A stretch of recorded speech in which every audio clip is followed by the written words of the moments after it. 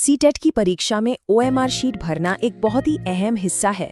सारी मेहनत के बाद एक छोटी सी गलती भी भारी पड़ सकती है। तो आज हम इसी के बारे में बात करेंगे कि इसे बिना किसी गलती के कैसे भरा जाए। चलिए सबसे पहले एक बहुत जरूरी सवाल से शुरू करते हैं।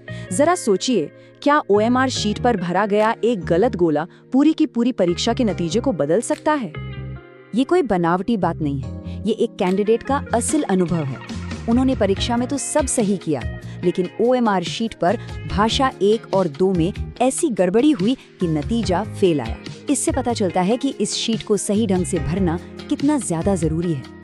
ठीक है, तो चलिए शुरू करते हैं ओएमआर शीट के सबसे पहले और सबसे बुनियादी हिस्से से, यानी कि बेसिक जानकारी भरने से।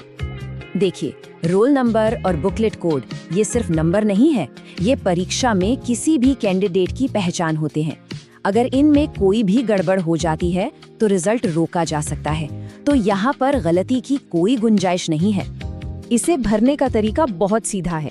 पहले ऊपर दिए गए बॉक्स में अंक लिखना है और फिर ठीक उसी अंक के नीचे वाले गोले को सावधानी से भरना है। यही तरीका रोल नंबर और मेन टेस्ट बुकलेट नंबर दोनों के लिए अपनाना है। अच्छा, अब आगे बढ़ते हैं। परीक्षा में मिलने वाली 2 अलग-अलग बुकलेट्स को समझना बहुत जरूरी है, ताकि कोई कंफ्यूजन ही ना रहे। तो होता ये है कि 2 बुकलेट मिलती हैं। एक होती है मेन बुकलेट, जिसमें ज्यादातर सब्जेक्ट्स होते हैं, और दूसरी होती है सप्लीमेंट्री, जिसे पूरवनी भी कहते हैं, जो खास तौर पे क्षेत्रीय भाषा के लिए होती है। अब यहाँ सबसे जरूरी बात ये है कि मेन पेपर और सप्लीमेंट्री पेपर दोनों पर एक सेट कोड होता है, जैसे MNOP। ओएमआर शीट पर दोनों जगहों पर, यानी मेन बुकलेट और सप्लीमेंट्री बुकलेट दोनों के लिए एक ही कोड भरना है। इसमें गलती बिल्कुल नहीं करनी है। चलिए अब ओएमआर शीट के उस हिस्से पर आते हैं जहां अक्सर सबसे ज्यादा गलतियां होती हैं, यानी भाषा चुनने में। देखते हैं कि इस भूल भुलैया से कैसे निकला जाए। ये जानना बहुत जरूरी है कि भाषा 1 यानी L1 कौन सी है और भाषा 2 यानी L2 कौन सी। L1 के लिए सवाल नंबर 91 से 120 तक के जवाब देने होते हैं और L2 के लिए 121 से 150 तक। ये सारी जानकारी हॉल टिकट पर साफ साफ लिखी होती है। इसे एक उदाहरण से समझते हैं। मान लीजिए किसी ने भाषा 1 में मराठी और भाषा 2 में हिंदी चुनी है, तो मराठी के लिए सवाल सप्लीमेंट्री बुकलेट में 91 से 120 तक मिलेंगे और हिंदी के लिए सवाल मेन बुकलेट में 121 से 150 तक मिलेंगे। ये एक और आम गलती है। हॉल टिकट पर लिखा था मराठी भाषा 1 है, लेकिन जवाब हिंदी भाषा 1 का दे दिया। इस तरह की गलती से बचने का एक ही तरीका है, अपने हॉल टिकट को ध्यान से देखना और उसके हिसाब से ही पेपर सॉल्व करना। अब जब ये पता चल गया है कि क्या भरना है, तो अब इस पर बात करते हैं कि इसे भरने का सबसे सही और स्मार्ट तरीका क्या हो सकता है। देखिए, लॉजिक बहुत सिंपल है। जो हिस्से सबसे ज्यादा कंफ्यूज करते हैं उन्हें पहले ही निपटा लेना चाहिए। इसीलिए सप्लीमेंट्री पेपर से शुरुआत करना सबसे अच्छा रहता है, ताकि वो आखिर के लिए छूट न जाए। इस क्रम को फॉलो करना बहुत फायदेमंद हो सकता है।